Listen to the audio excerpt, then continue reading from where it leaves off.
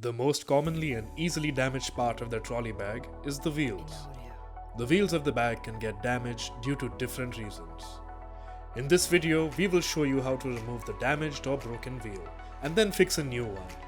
First, open your bag fully and keep it open for this procedure. Locate the broken wheel and accordingly open the zip on the front or back panel, depending on the location of the wheel. For this bag, the back side wheel is broken, so we unzip the back panel. You can see that the wheel is fixed to the bag with a total of 6 screws. Remove all 6 screws one by one and remove the wheel from the outside and the small cap holding the wheel from the inside.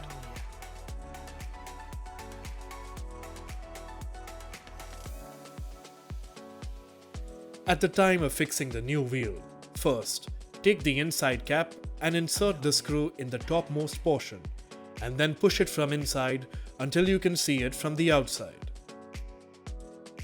Then take the wheel and attach it from the outside and fix the first screw.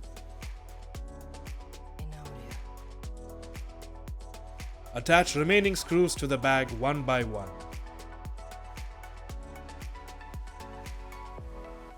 Make sure that all the screws are tight.